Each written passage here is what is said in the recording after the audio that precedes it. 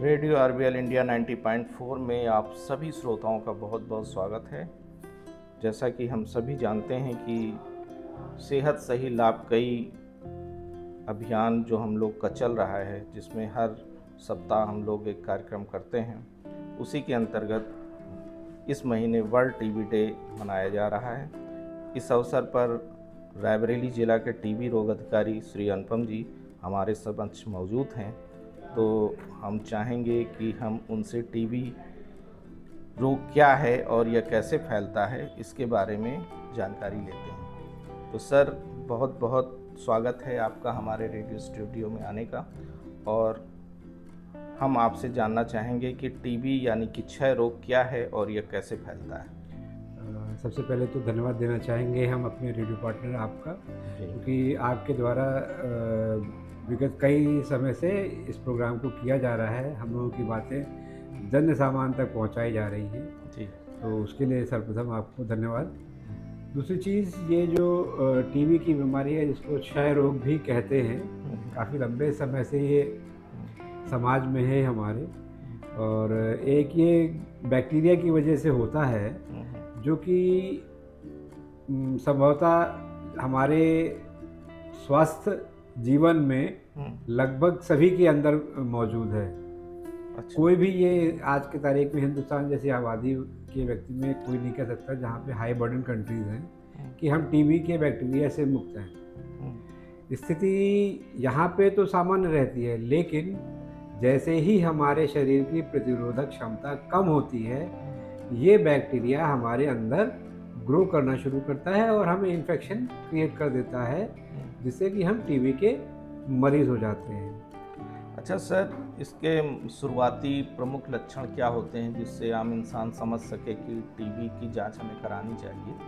तो शुरुआती लक्षण इसके क्या हो सकते हैं? शुरुआती लक्षण से पूर्व मैं एक चीज़ सभी दर्शकों के माध्यम से ये कहना चाहूँगा कि मुख्यतः ये एक फेफड़े की बीमारी है जी।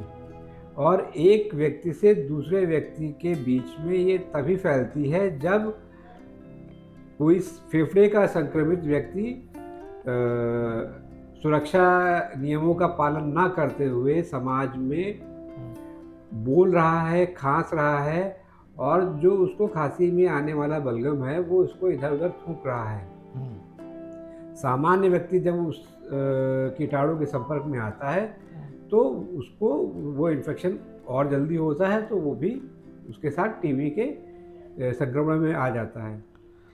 क्योंकि ये फेफड़े की बीमारी है तो सर्वप्रथम लक्षण जो शुरुआत में आता है वो खांसी से ही शुरू होता है। खांसी बलगम वाली हो सकती है, बिना बलगम वाली शुरू हो सकती है। जो अन्य लक्षण हैं वो हर प्रकार के टीबी के मरीजों में सामान्य होते हैं, जैसे बुखार रहना, वज़न कम होना, भूख लगना, भूख मतलब कम लगना, ये सारे तरीके के टीबी के मरीजों में होता है। और फेफड़े के टीबी के मरीज की एक पहचान सबसे खास यही होती है कि उसको खांसी और बलगम आना निरंतर आता रहता जी। है। अच्छा, ग्रामीण परिवेश में लोग ऐसा समझते हैं कि ये एक लाइलाज बीमारी है, तो क्या इसका इलाज संभव है या कैसे आप इसको देखते हैं? आज से लगभग 50-60 साल पहले की अगर बात की जाए तब तो ये हम कह सकते थे लाइलाज बीमारी है। जी। आज की स्थिति ये है कि एक से एक नई दवाएं आ गई हैं जो टीबी का कोर्स पहले के ज़माने में 9 महीने साल भर हुआ करता था, वो अब नई दवाओं से घट के 6 माह तक के समय में आ गया है, जो कि ड्रग सेंसिटिव केसेस में होता है। जी। और जो ड्रग रेजिस्टेंट केसेस हैं जिनमें कि पहले कभी 18 महीने या उससे ज़्यादा का ट्रीटमेंट चलता था, वो भी घट के अब 9 से 12 महीने के ड्यूरेशन में आ गई हैं। तो अब ये कहना गलत होगा कि ये लाइलाज बीमारी है। जी। हम जैसे ही मरीज में इन्फेक्शन पता चलता है, हम तुरंत ये जान लेते हैं कि इसको ड्रग सेंसिटिव टीबी है या ड्रग रेजिस्टेंट टीबी है। अकॉर्डिंगली हम उसको ट्रीटमेंट देते हैं, और वो अगर ईमानदारी के साथ पूरा ट्रीटमेंट सही समय से और सही जांचों के साथ कराता है तो उसका रिजल्ट हमें एंड में क्योर्ड पेशेंट के रूप में मिलता है। अच्छा सर, एक जानकारी और लेनी थी श्रोताओं के लिए कि सरकार द्वारा रायबरेली ज़िले में टीबी के मरीजों के लिए कौन-कौन सी सुविधाएं दी जा रही हैं?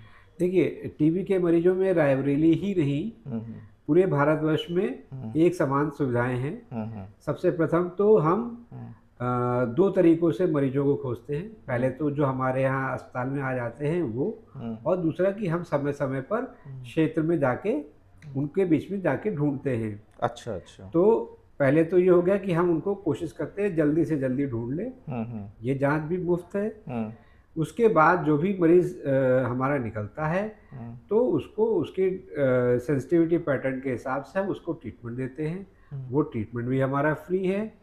हुँ, उसके साथ में मरीज़ के पोषण का भी ख़्याल भारत सरकार रखती है। जी। उसमें भारत सरकार की तरफ से 1000 रुपए प्रतिमाह की दर से उनको पोषण के लिए दिया जाता है। हुँ, और एक नई प्रथा स्टार्ट की गई है इसी पोषण को बढ़ाने के लिए, जिसमें कि जो संभ्रांत लोग हैं हमारे समाज के, जो दूसरों की सहायता करना चाहते हैं, हुँ, वो भी उन मरीज़ों को गोद लेके उनके मानसिक संबल को बढ़ाने में, तथा समय-समय पे उनको न्यूट्रिशन और अलग से अपनी तरफ से देके उनके आउटकम को इम्प्रूव करने में मदद करते हैं। मदद ये कर सारे सकते हैं। प्रोग्राम पूरा फ्री है, तो ये सारी सुविधाएँ पूरे भारतवर्ष में फ्री हैं।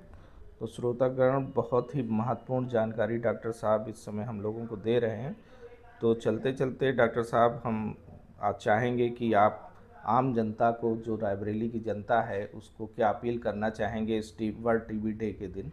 देखिए, वर्ल्ड टीबी डे पे तो मैं सबसे यही रिक्वेस्ट करूँगा हुँ, कि अभी आगामी तारीखों में हुँ, टीबी मुक्त भारत का द्वितीय चरण शुभारंभ होने वाला है, हुँ, और इसमें हम लोग घर-घर जाके खोजेंगे। हुँ, और इस प्रोग्राम में हमें भारत सरकार की तरफ से, राज्य सरकार की तरफ से 3 हैंड हेल्ड एक्स-रेज़ मिले हैं, हुँ, जिनको ले जाके हम क्षेत्र में हुँ, संभावित लोगों के एक्स-रे करेंगे। तो मेरी रिक्वेस्ट आप सभी से यही है हुँ, कि अगर आपके क्षेत्र में इस तरीके की मशीन पहुँचती हैं, हुँ, तो ज़्यादा से ज़्यादा लोग आएँ, अपनी जाँच कराएँ, क्योंकि ये इस एक स्क्रीनिंग है।